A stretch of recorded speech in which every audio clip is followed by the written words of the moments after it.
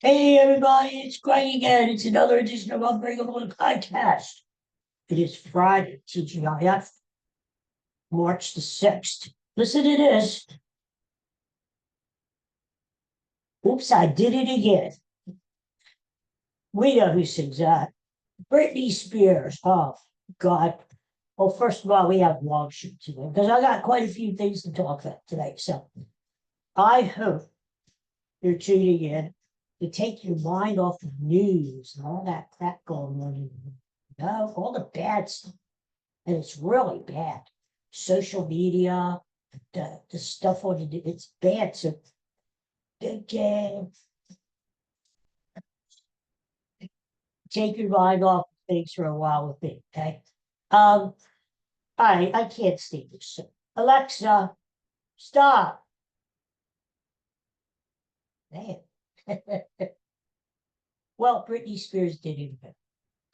Apparently, it's not funny, but yeah, she was picked up from drunk driving the other day. And I mean, we've seen this story. We've this isn't the first rodeo. We've seen this story before where she's just got drinking and drug problems and she's acting weird. I mean, she'll go on social media and she'll just flaunt her body and just I don't know. She's just weird stuff. She looks bad and she's got makeup dripping down her face like a ghoul. And, anyway, the girl needs him. And we've talked about this before, right? But remember when she was fighting for custody of kids? And then there was that thing about guardianship and life. Hmm, hmm. Maybe that was needed for a reason. Maybe that guardianship was there because she needed it. Maybe. I don't know. But ever since then, she's sort of been weird. So you know what? I hope this time she gets the help that she needs. And I hope she has people around her that care about her and love her and make sure that she does get that help. Because right now, she's going down a slippery slope. Slippery slope. And it's not going to end well. You can see it. I mean, what does she have to do? Wreck the car and be in the hospital? What does she have to do to wise up? So hopefully it gets to her, gets through her, and people stop using her and say, Brittany, stop it. Stop it, stop it, stop it. Get a grip. And, go for rehab, take it serious. And she's still young, she has so much life to live. Alexa, how old is Britney Spears? Britney Spears is 44 years old. 44. That's young. That's young, right? To me, it's young. I wish I was 44 again instead of being 118. But you know what I'm saying? She is in, she is still has a lot of life to lead and a lot to give, on the stage, family. So anyway, just get it together, Brittany. But my prayers are out there. My prayers are out also to all the servicemen, our servicemen fighting in the war, and it is a war, no matter what some politicians say. It is a war. I look at it this way. It's not a war if you're going into a country and you're just dropping bombs like one time and then you're out of it. Remember when the US went in and got Osama bin Laden? Ooh. And people were celebrating, like at the ball game, they were cheering USA, USA, USA. That's what I would call an operation. Because you went in there, you did the job, you took the guy out, and right, that's it. No war. But this is different because you've got people, you've got bombs. It's not just an operation. You got bombs, they're going back and forth. It's not just one side where it's an operation where we're going in and just flattening Iran. That's not it. Iran's attacking back. And they're hitting our air bases. Air? So it is a unfortunate. What are they going to call us? the Gulf War too, Gulf War again. People are saying World War III. God almighty, let's hope not, huh? Huh? I want to be doing this podcast longer, you know? And we have World War III. What am I going to do? Do this in bunker? How am I going to get the freaking wheelchair down? Anyway, I pray for everybody. I have a nephew who's in the battle zone there, and I hope somehow, some way that we get out of this. I don't know. I'm just glad I'm not in Georgia. That's all I'm saying. That's all I'm saying. What else is going on? Then why am I putting glasses on? Because I can't see it. Oh, uh, there, there. I know. I look weird, but I can see. Now, listen, what else am I doing? Oh, you know what? I wanted to mention this the last time I was on, but I forgot. Did you get a chance to see the blood moon? Blood. I did, and you know what? I was up at 6 because I usually get up time. I was up at 6. If the weather would have cooperated, I would have been able to see the damn thing. Apparently, it was to our west. It was just after 6 o'clock here on the East Coast, and it was beautiful. I saw pictures on the news that people on social media posted their pictures and look what I got. I got the blood moon. I'm like, who cares? No, really, I wanted to see it too. But that particular morning, we had fog and we had drizzle. And you couldn't see anything. So go figure. You know, the same thing happened to me about 40 years ago. We were waiting to see Halley's Comet. You know, Halley's Comet, that comet that goes by Earth. You can see it for a day or two, and then it swings around the outer side of the solar system. It comes back every like 76 years or something like that. So it was around 1985, 1986, and I'm there, and they say Halley's Comet was coming back. And actually, I look forward to that because I'm a big astronomy guy, and I thought, well, you know what? To see the actual Halley's Comet, the real thing, would be an honor because chances are you may only see it once a year, right? So I was ready to go, had the binoculars out. Of course, this was back in the 80s. We didn't have cell phones. We didn't have anything like that. So, you know, you had your binoculars. If you had a telescope, that was good. But so waiting for Halley's Comet, right? I've been waiting all my life for this. I was like, in the mid-80s, I was 30 years. So that's a long time. So I was waiting for Halley's Comet to whoosh by. So I'm there, and then all of a sudden, I hear the weather. Rain, cloud cover, and rain. The whole friggin' week. So you could see, there were times where you could see Halley's Comet better than other times, better than when it's approaching the Earth, and better than when it was leaving the Earth. I didn't see anything. I didn't even get to see the damn tail. Well, anyway, so that goes to show you, all the celestial things going on in my life never seemed to work out. I didn't see the red moon, the blood moon, and I didn't see Halley's Comet. Now, Halley's Comet is supposed to be back in 2061. Yeah, 2061. Well, if I make it till then, I will be about 104 years old. Seriously. Now, you know, medical genetics, you know, the miracles can happen where all of a sudden people live and they are living longer and longer. Look at Dick Van Dyke. But a regular guy like me, who does a regular podcast for nothing, he doesn't get paid millions of dollars like the Kelsey brothers. And I'm jealous. But anyway, but you know what I'm saying. I'm a regular guy. Will I be able to live to 104, 105? I mean, maybe if I eat well, you know, I'm on this diet now. Can you see the giblet melting and all? I think my face is a mess. I'll feed. I've been on it for about a week. And it's going to take time. I figured I would stay on the diet until around Easter. And then, oh, look at. But I got some things coming up with the book. I'm going to Westchester University, my old alma mater, in about 2 weeks to visit down there. I can't wait to go back on campus. And I want to look a little trimmer. I don't want to look like this little bowling ball. So anyway, so I don't have any luck with things out in space. Just yeah, whatever. Okay, what else is going? Well, they started the World Baseball Classic, and it's in earnest. The USA plays tonight. They're playing tonight. They're playing against, I don't even know who the hell they're playing, but, they should win because they are like 10-run favorites, 10 runs. Um,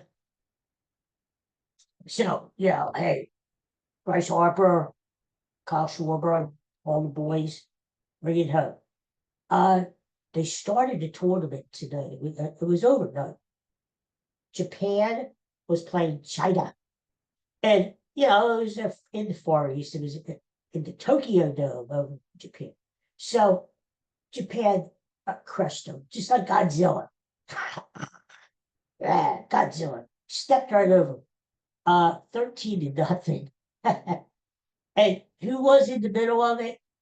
Our friend Shohei Ohtani. Now, all he did was get 3 hits, including a grand slam. This guy, talk about Godzilla.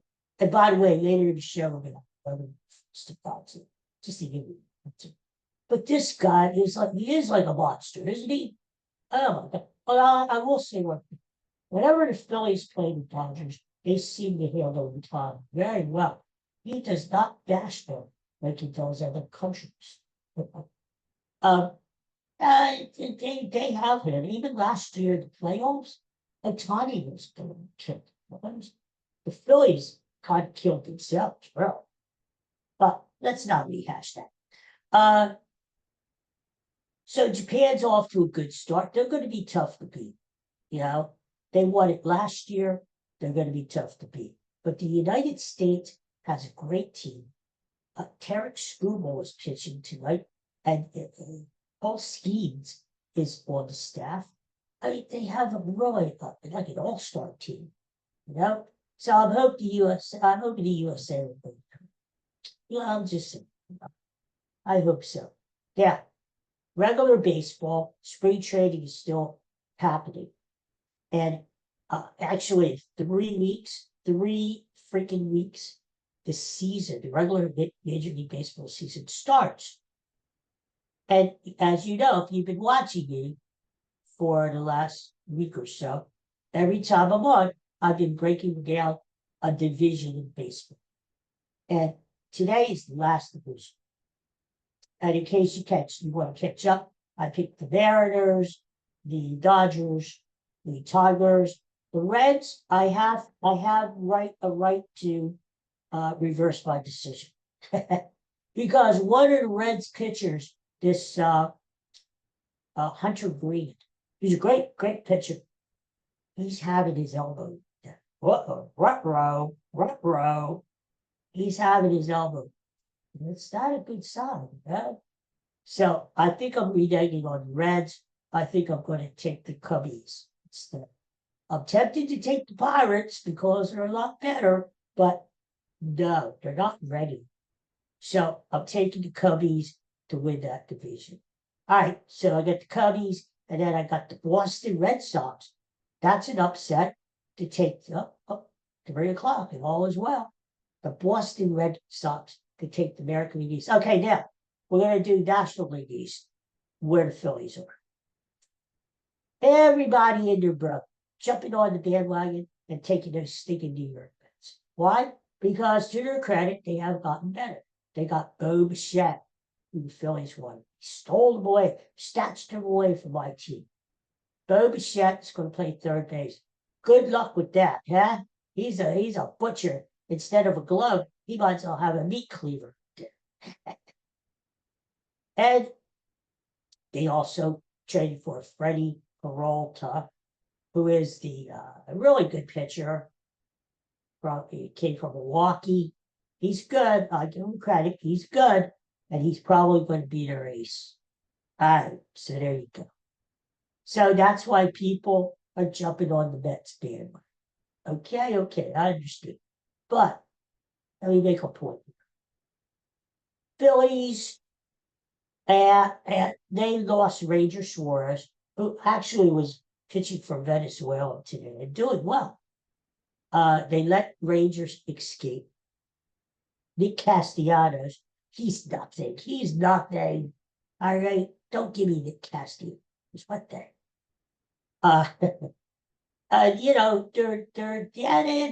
lost some people, but let's look at it this way. Zach Wheeler is coming back. He's feeling well. He'll be back sooner than expected. Hopefully, he's back to his old Zach Wheeler soon.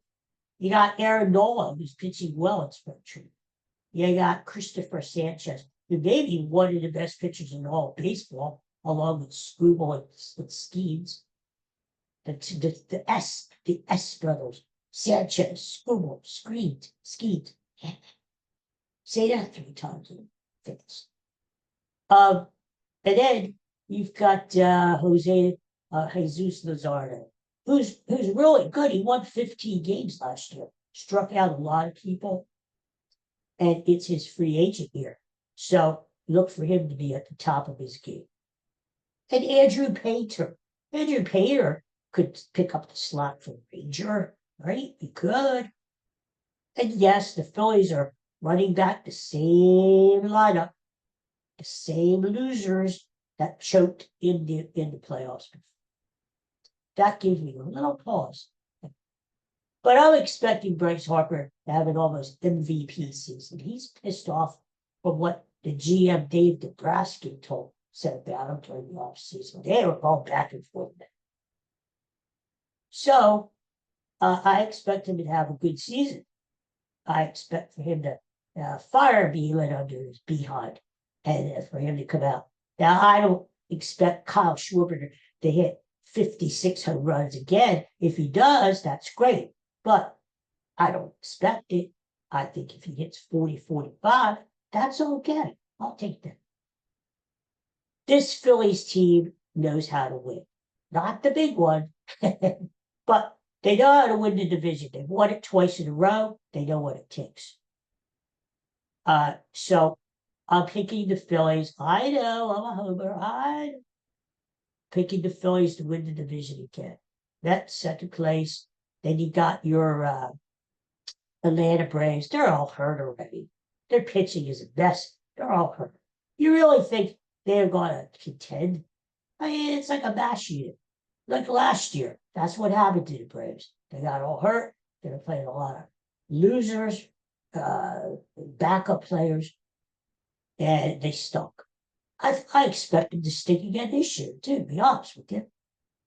And then you got Miami, who's a good up-and-coming team, but they're still 500. They don't know how to win. And then you got Washington, who may be one of the worst teams in all of baseball. So there you go. I got my Phillies winning the East again, third time in a row. They automatically get into the playoffs. They get a home game in playoffs. And I'll be praying to God, don't choke this time, okay? This may be the last time that these boys are together, and they got to get it together. That's all I got to say. All right, yeah, I got a special surprise today. Yeah, I got a special surprise. Woohoo, woohoo, woohoo. If you've been watching me for like all this time. Oh, before the special surprise, I gotta tell you.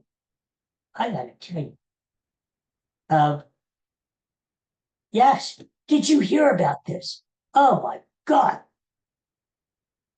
Down in Australia, they have a new toothpaste made from Reese's peanut butter cups. It tastes like Reese's peanut butter cups. Honest to God. Oh, look, you got your chocolate and your peanut butter all mixed together. I love Reese's peanut butter cups. I do.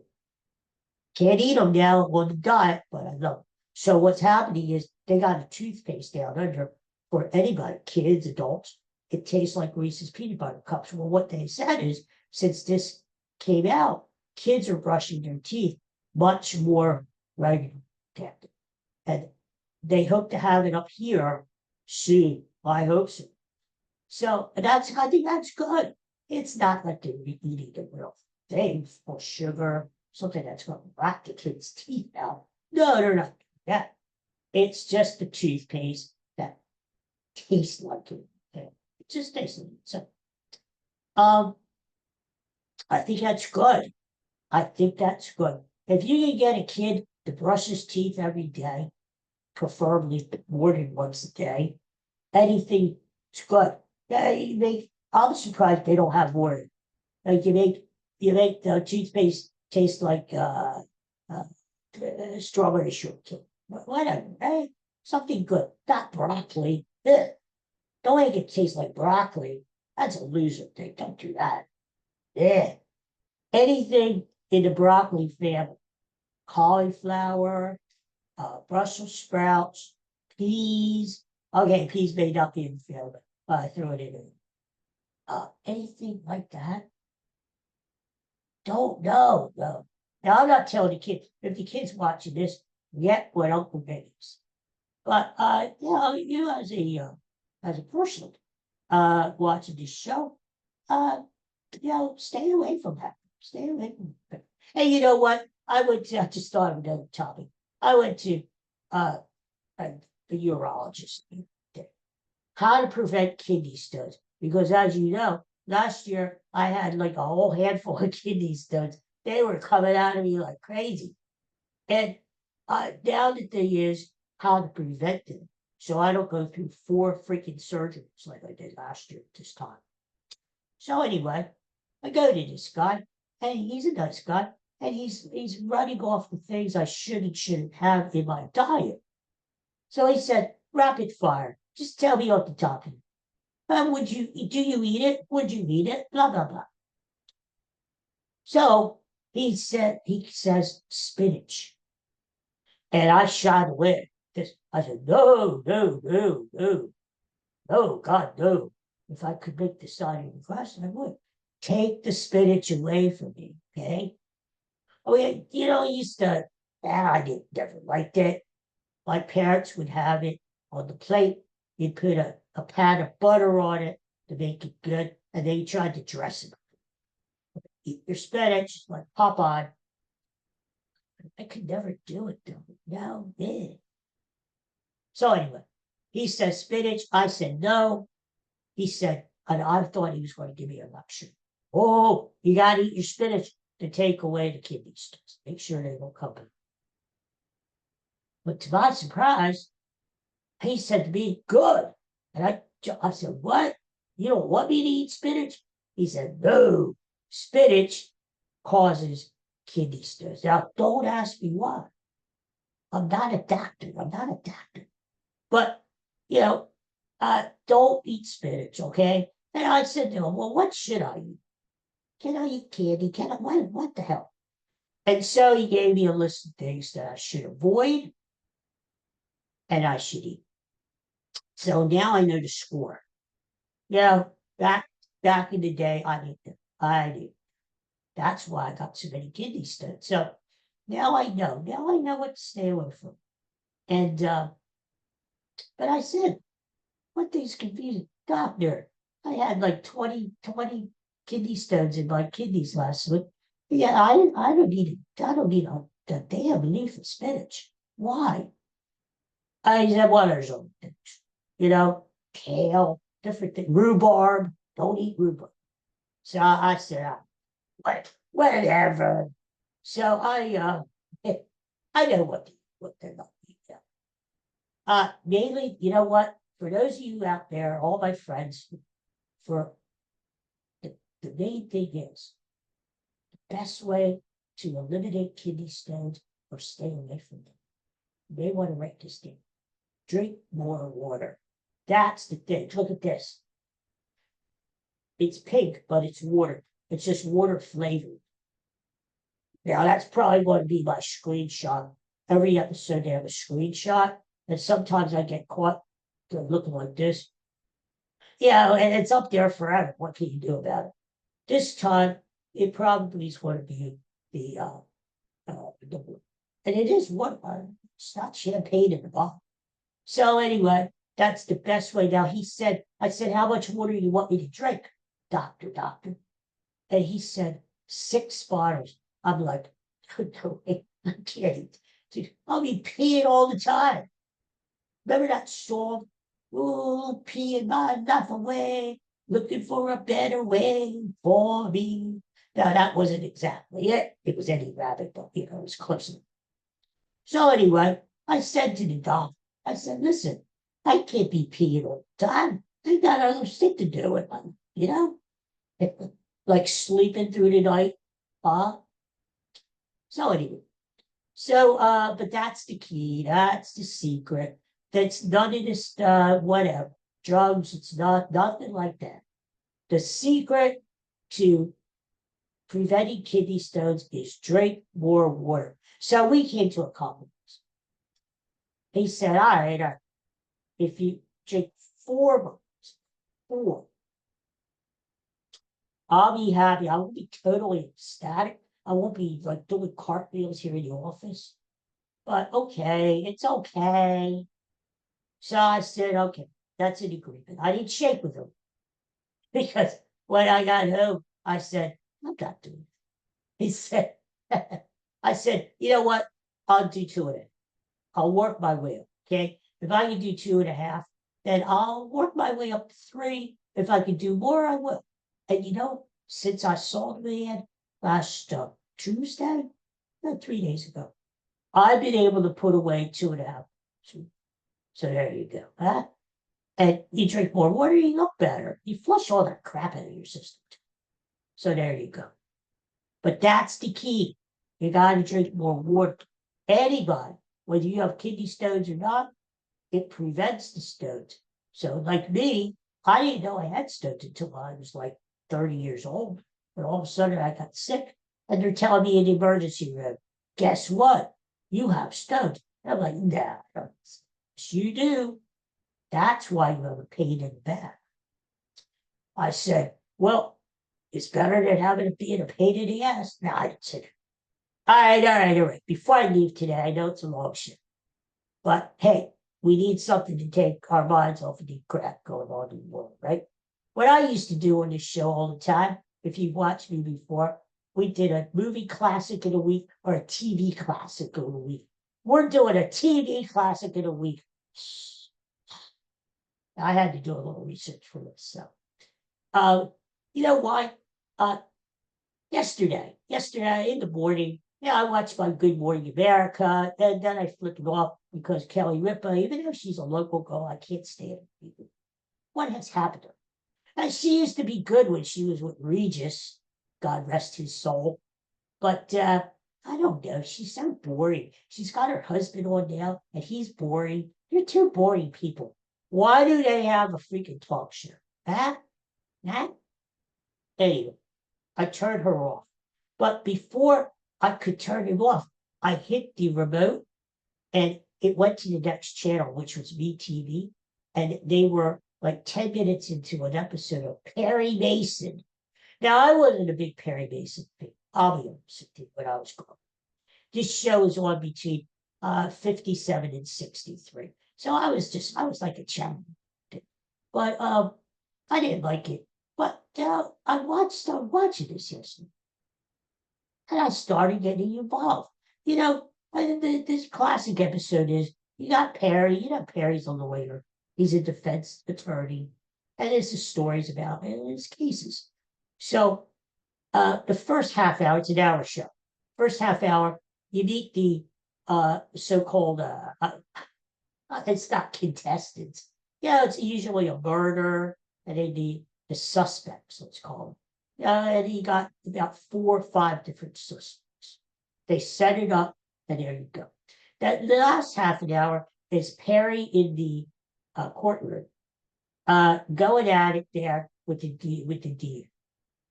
Of course, Perry always wins, almost wins. That's what the show's about. And usually at the end, Perry is so brilliant as what he does somebody cracks and they confess either on the stand or sitting there watching the proceedings.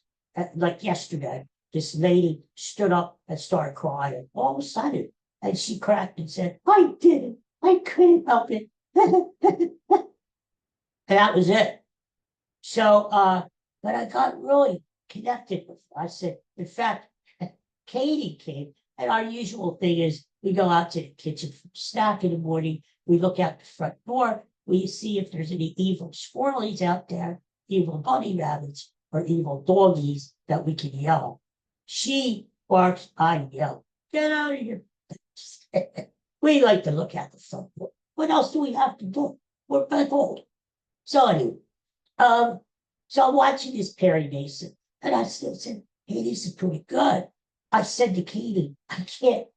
Actually, I'm talking to the dog.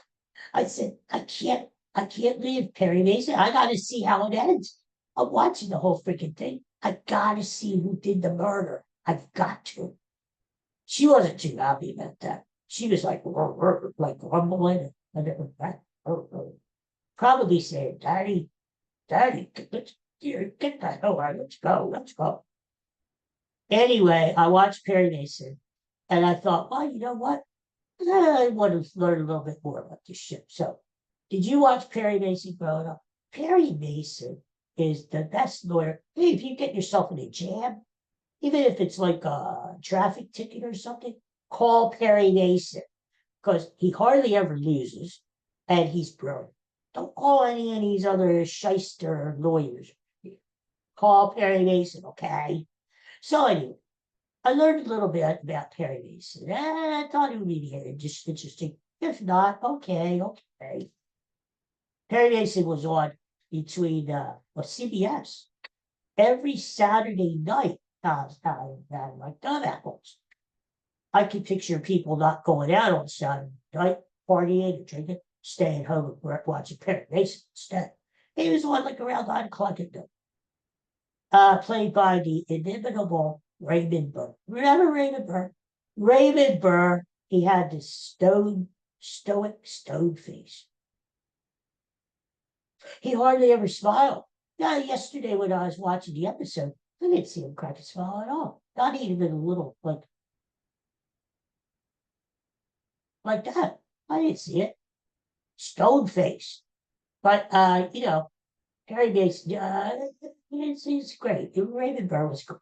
He played this guy, and, they had other actors try out. Raymond Burr, he actually tried out for the DA's part. And, of course, he would have been a loser. But he said once he got in there for the auditions, he said, I'd rather try out for the Perry Mason than he's the winner. So they let him do it. He was brilliant. He outshowed everybody else who had tried it for the role. No, I wouldn't hit you with one of the names who tried out, but I didn't know these guys. They were practically like bit players, B players back in those days. Nobody's famous that you heard of. And they went on to not be famous. So anyway, Raymond Burr got the role. Good. But they said to Raymond Burr, Della Street, his secretary, his royal secretary, was played by the great Barbara Hale. Barbara Hale. And when they revived Perry Mason in the 80s, and they did, Perry Mason ran again for another 7 freaking years. Can you believe that? Raymond Burr said, I'm not coming back unless Barbara Hale comes back too as my secretary. She did, but the guy who used to play their investigator, see, Raymond Burr, Perry Mason had a sidekick. He was an investigator.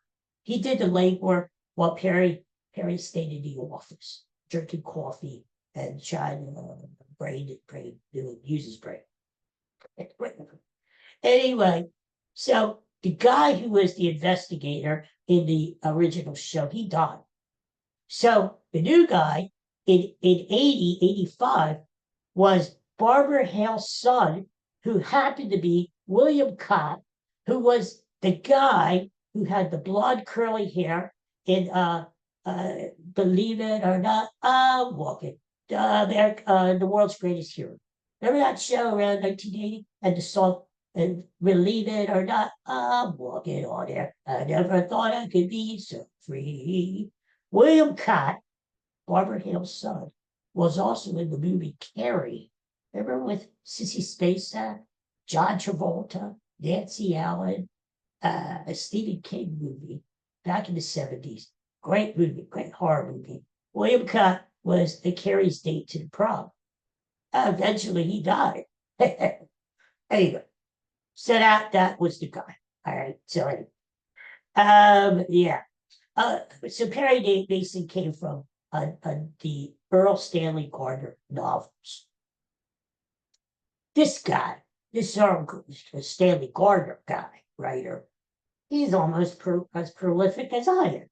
He wrote 271 Perry Mason stories. Can you believe that? 270 freaking stories. All Perry Mason. He was addicted to Perry Mason.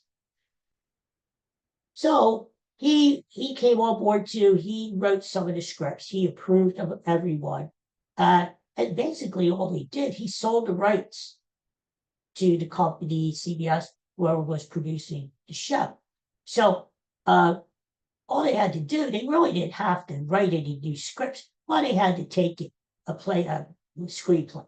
They had to take his version, which was the narrative version, and move it over to a screenplay. So yes, that way they did have to write, but in another way, they just kind of borrowed his story. That's all they did. 270. And guess what? Perry Mason, in 7 years, ended up with 272 episodes. So they used every single story that Gardner wrote, plus one. So there you go. They got their money's worth out of that, huh? All right. So the investigator, his name was Paul Drake. And the guy who played him was a guy named William Hopper. William Hopper. I don't remember him doing anything else after Perry Mason. The guy who played the hapless DA, the guy who always lost. The hapless DA, by the way, his name was Hamilton Berger. Get it? Hamburger. I just thought of it. If you shorten the name Hamilton, Hamburger. Somebody was funny. Was that Earl Stanley Gardner who was funny? What? Hamburger? He was played by some guy named William Talesman, and I don't know who he was. So here you go. This was a good show. This wasn't like one of your hack shows, fly by night hack shows. Perry Mason won all kinds of awards. It was one of the most popular shows in the late 50s, early 60s. In fact, it was iconic. It became the show for the first really hour-long show on TV. And it involved the law, the first show. And still, yeah, you got your court, this, court, that nowadays. Okay, that's fine. But Perry Mason was the granddaddy, maybe the great-great-granddaddy of them. And Raymond Burr himself won 2 Emmys. And Barbara Hill won an Emmy too.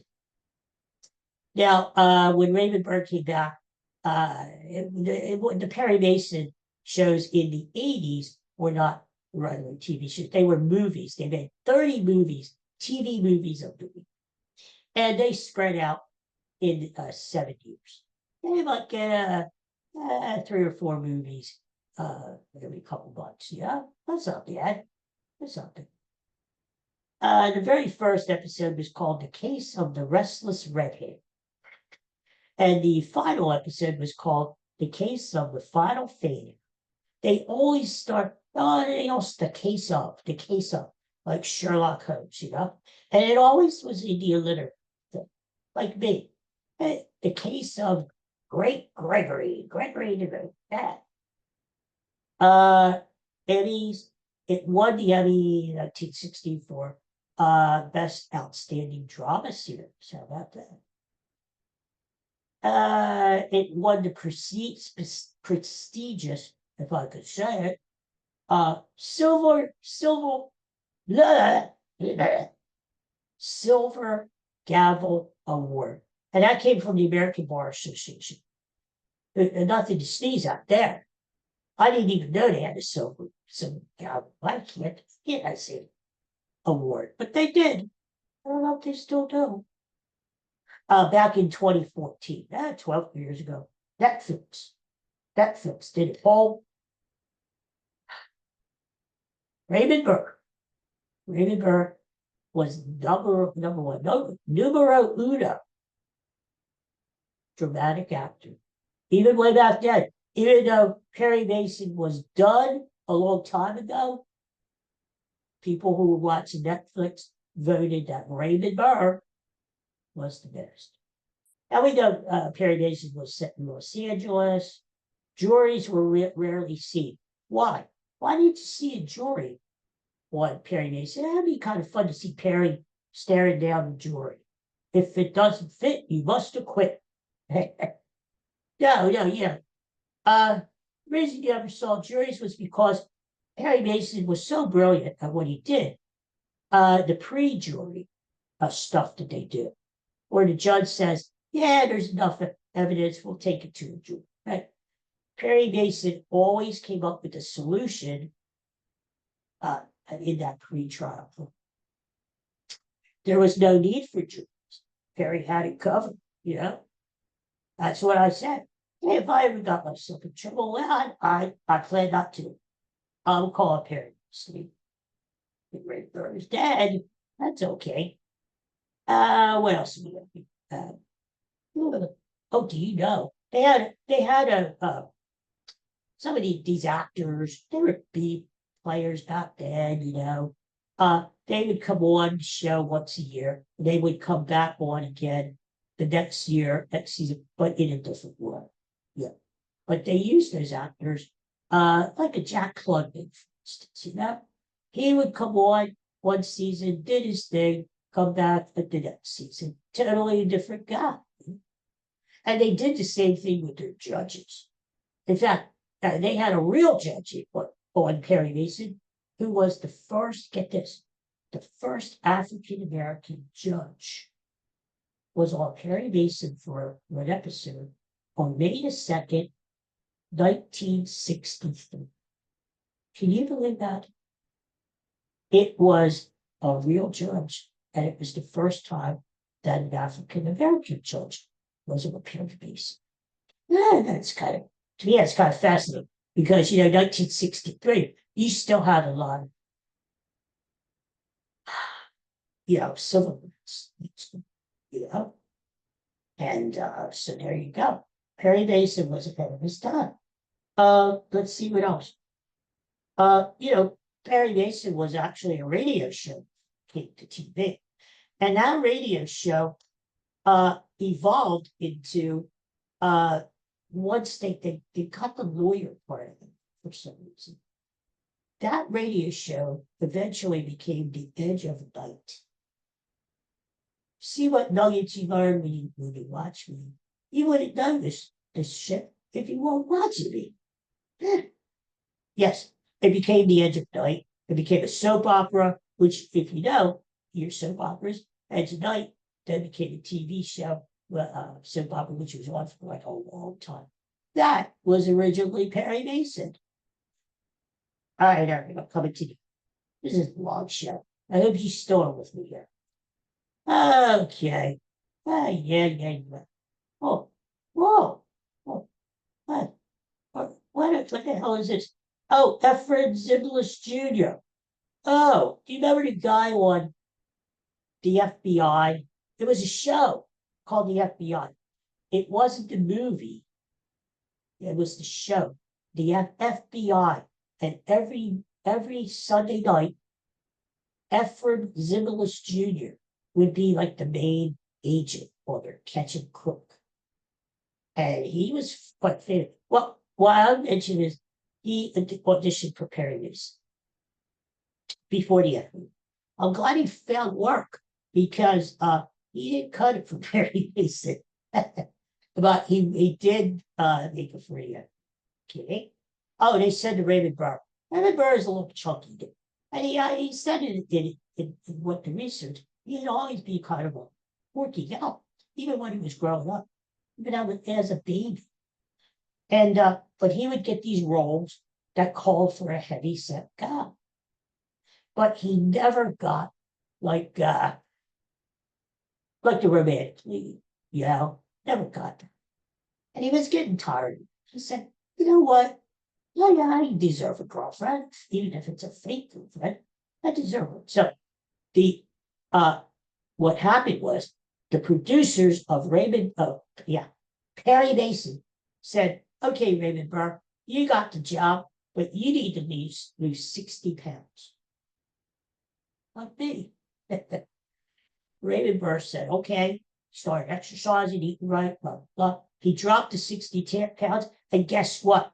By the time the show aired, Perry Mason, I'll mix it up to two. Raymond Burr had dropped 100 pounds. Let's give this guy credit. If I wasn't holding the microphone here, I would. But Raymond Burr dropped 100 pounds. Can you believe that? Just for the show. And he never really gave the bell. The thing is, with Raymond Burr, yeah. Oh, Barbara Eden, I Dream of Jeannie. She was a regular Perry Mason too. Well, guess what? Perry Mason, you always think of Perry Mason winning every case, right? Winning every case. And actually, in reality, out of the 272 episodes of Perry Mason, he won 269. He lost 3. And the 3 that he lost were actually, at the end, they declared mistrials.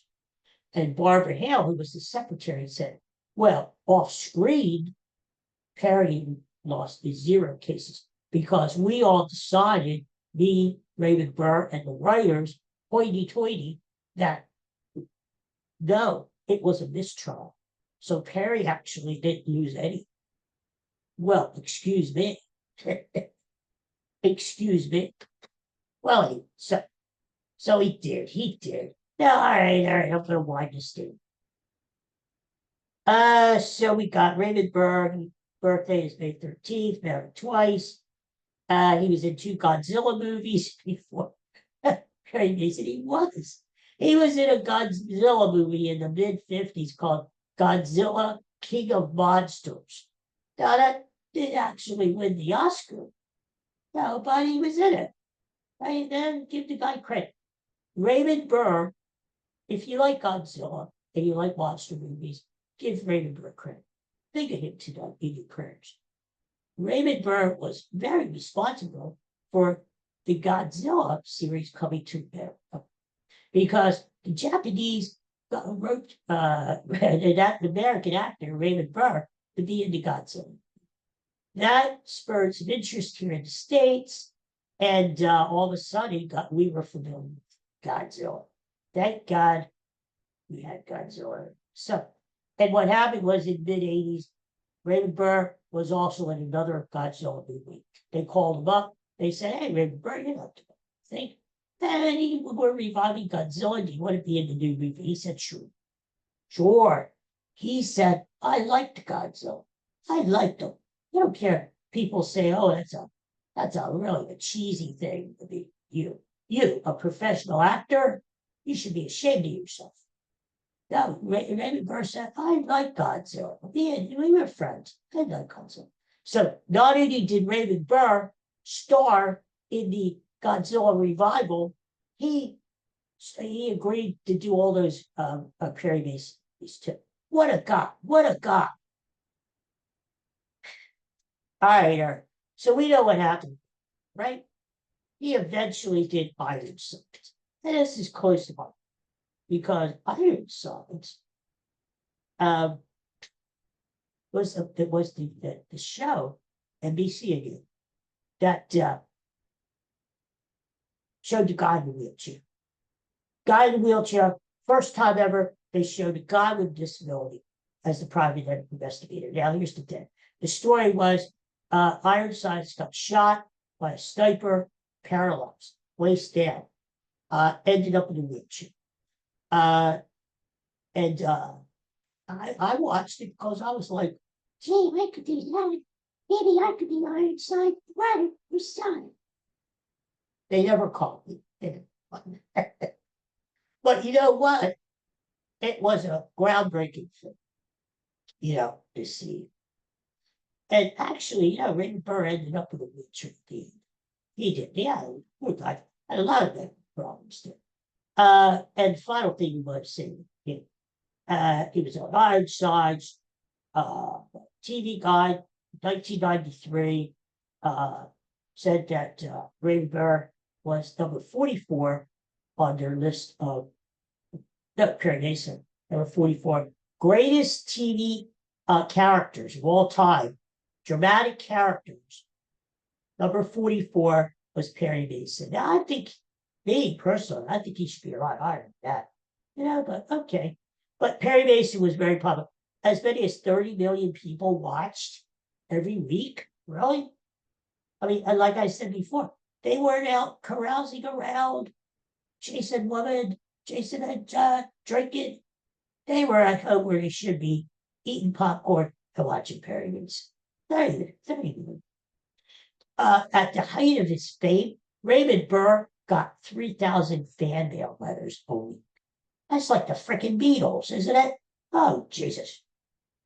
And I don't know if you know it or not, Raymond Burr was in a Hitchcock movie, 2020, Rear Window. He was in that. So you can look for him. Finally, Raymond Burr died at the age of 76. God rest his soul.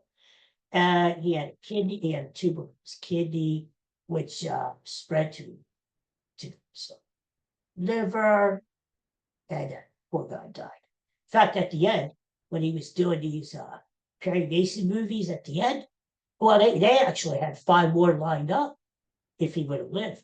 But the last one that he did was he walked right to the end. That should be a lesson to us all. He was using a wheelchair full time. He could stand, but he could only lean on stuff. So if you see the final movie, he's leaning like this on the legal table, like this. Anyway, so, but hey, I give him credit. The guy did it. He enjoyed playing Perry Mason. He enjoyed it right to the bitter end, right? And that's how he became a star. I mean, Ironsides, people knew him from that. It wasn't really a star. Neither was Godzilla. It was Perry freaking Mason. So here's my end. All right. So Perry Mason, if now that I know it's on in the morning, I might turn it on. Like it won't be on tomorrow because tomorrow's Saturday. But come Monday, I'm like, probably not. If I stumble across it like I did yesterday, yeah, I would watch it. The case of the pudgy podcaster. Me. All right. It's been a hell of a show. I think maybe it's been my best show ever. Out of all, I think I'm up to 650. Best show. Best. And you helped make it. You helped to make it just great. Thanks for tuning in. Anyway, so, well, I'll say goodbye until next time. Root for the USA, okay? God knows we need some good news, don't we? They're playing in the World Baseball Classic tonight. Go USA. And that's about it. Peace and love. See you next time. I hope you liked it. I hope it took your mind off stuff, Sure did for me. Okay, see you. Bye.